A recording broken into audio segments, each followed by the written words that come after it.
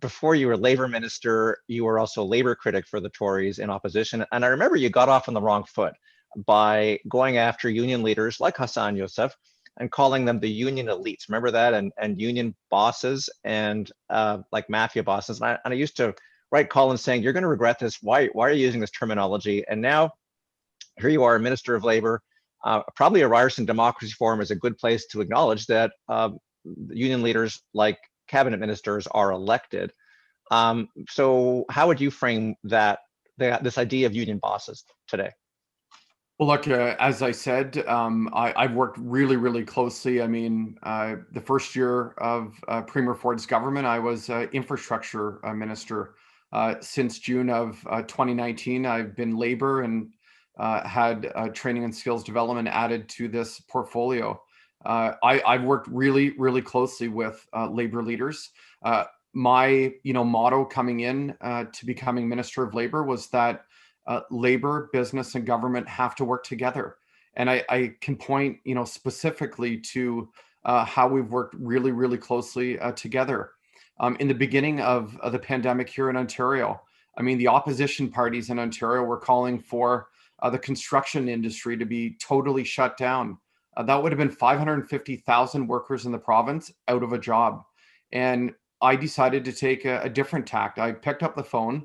I called all of the trade union leaders in construction and said, how can we enhance health and safety on job sites? How can we prevent COVID-19 from coming on the job sites? And to their credit and to our credit and to the contractors themselves, we all worked together. We came out with guidelines, and really the story on construction has been great. At the end of the year, out of the 10,000 or 9,000 workplace COVID cases, I think 97 were in construction. So that's just one, specific example of working together. But I think of, the training centers that I've funded for Unifor in Oshawa, in Thunder Bay, when Bombardier laid off workers, in Windsor, when Chrysler laid off their third shift. I mean, we were there to partner with Unifor to ensure that there were employment services and retraining, literally bricks and mortar built and services provided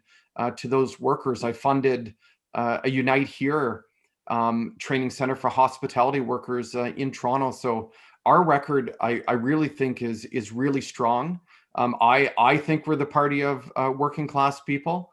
I mean, when you think of Premier Ford building transit and expanding broadband to regions where they're really at a disadvantage to upskilling and retraining, I mean, we're spending historic amounts. And when it comes to health and safety, again, I mean, we're spending more money than any government in the history when it comes to inspectorate, for example. Okay, so let me and in fairness, you no longer call Hassan a union boss, so that's on the positive side. Hassan, as president of the CLC, Labor likes to give as good as it gets, and a lot of people in the labor movement do tend to demonize the Tories, and as the minister has pointed out, sometimes they win a lot of votes among working people. But the truth is that the labor movement often ends up fighting with every party in power, not just the Tories and the Mike Harris Tories or the Doug Ford Tories, but the Dalton McGuinty Liberals, the Kathleen Wynne Liberals, the Bob Rae New Democrats when they were in power, Rae days. So why is there all that antagonism between government and the labor movement, or is that just a normal dynamic, a natural dynamic? Well, you didn't ask me to respond to the minister calling union leaders union bosses. And I think it's really disparaging when it happens, because there's no point of doing that. Listen, minister or previous backbenchers or critic for political parties that don't like us call us all kinds of stuff. We're still here, by the way. I think the minister is the minister of the crown, and as such, I have a responsibility to respect his office and try to dialogue with him. There's no question at the end of the day, we need to have respect for each other if we're going to talk in a way that's going to lead us to find a common ground as to how we deal with this. The challenge is, of course, as a labor movement, we have a fundamental responsibility to represent our members. And their priority and their interests come first. And any government that is going to interfere or try to take away things that we have fought very hard to achieve we're going to respond. And of course, we do challenge any government that, either legislating us back to work or taking away the rights that we think we have really made an argument to advance. And so that leads, of course, to sometimes to these tensions that do happen, regardless of what political party might be in power. So fundamentally, we do have that obligation. But at the same time, we also fight for many of the people who don't belong to our movement. Many of the advances we make in employment standards, or we make in minimum wage and other things that are going to protect workers, not just for our own members, it's for all of society, because everybody is covered by the Ontario employment standards as they are by the Ontario Labor Code in this province. So fundamentally, that's their duties. But I do think that far too often, of course, when you're opposed to government initiative that you don't agree with, you get labeled, and more importantly, you get labeled that to make you as the enemy of the government. And then minister knows this because he sits across the opposition in the legislature. Day in and day out, they're going to hold his feet to the fire in terms of question period in regard to what his actions are in regard to workers. And the minister doesn't find anything wrong with that.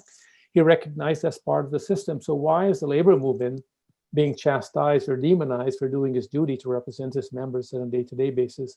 I do recognize fundamentally, by the way, regardless of the political party in power, we need to, of course, continue to have conversations with the government of the day, regardless of the political strikes, because that's the only way we're able to advance. I spent 10 years of my existence in the Congress working to expand the Canada Pension Plan. I talked to every political government that was in the country, regardless of political stripe. But when an agreement was reached to expand the Canada Pension, it was parties of the right, parties of the center, and parties on the left who came together to say, we can do this on behalf of Canadians. But for the 10 years, it was a tremendous challenge, but equally it was an important, I think, responsibility to have that dialogue. Had that dialogue not exist, I don't think we would have reached an agreement to expand the Canada Pension Plan in this country.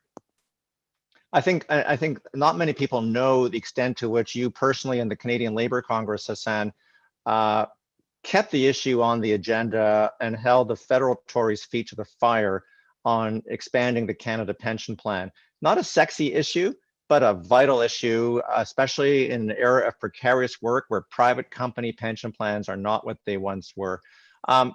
Talking about precarious work, I want to throw a question quickly to the minister before we open the questions up to the floor.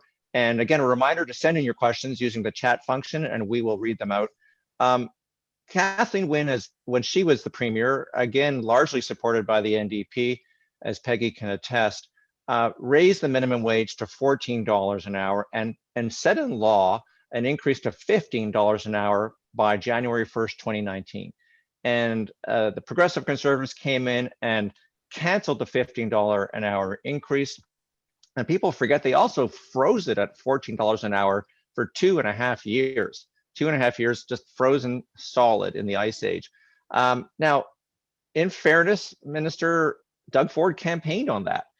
Even though the minimum wage hike was quite popular, Kathleen Wynne wasn't. And so minimum wages were lost in the shuffle. But the world is changing, and now you have Joe Biden in the White House, and he is pushing forward with a $15 minimum wage. And that's in US dollars. So in Canadian dollars, Canadian currency, that's between $19 to $20, depending on the exchange rate, an hour. And we're going to be stuck at 14, or now it's, I think, $14.40, a bit of an inflationary adjustment. And so we're like the Alabama of North America, maybe an exaggeration, but you campaigned and open for business, but it feels like we were closed to the idea of a decent living wage, especially, as Hassan has argued, when we are coming to understand the importance, some people, of essential workers and the core economy. So why frozen, Minister? Well, as you know, Martin, that was a bit of an exaggeration. We actually have the third highest minimum wage in the country. It'll be heading to $14.35 or $14.40 this fall. But also, I mean, the one thing you didn't mention, we did eliminate income taxes provincially for anyone earning $30,000 and under, I believe, which was, I think, a balance between the small businesses and workers. But I can tell you, our mission is to ensure that people find good, meaningful jobs This is what strengthens families and builds better communities across the province. Prior to the pandemic, for the first time in, I think it was a decade, wages were actually going up in Ontario. Family incomes were going up. We were heading in the right direction. We're going to get back to that, I'm certain, coming out of the pandemic.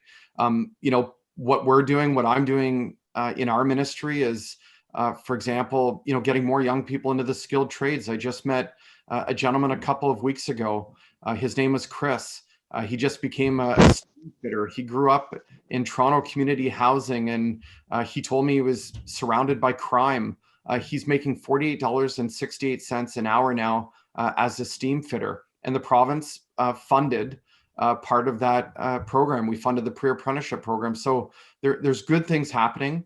And when it comes to the minimum wage, I don't want people just getting minimum wage jobs. I want them to aim higher, and us as a government to ensure that we work to spread opportunity. And again, I tell this to every labor leader that I meet with.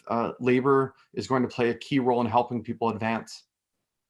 Yeah, but the minimum wage, and I don't want to harp on this because we're going to try to just land some points here and let you ponder this. The minimum wage also is a floor that helps to give people a living wage at other levels, and it also protects people who are not blessed, if I can be biased here, with the protection of unions. Union members tend not to be minimum wage earners because they have more negotiating strength, bargaining power, and so it's really for the most vulnerable and yet the most essential workers.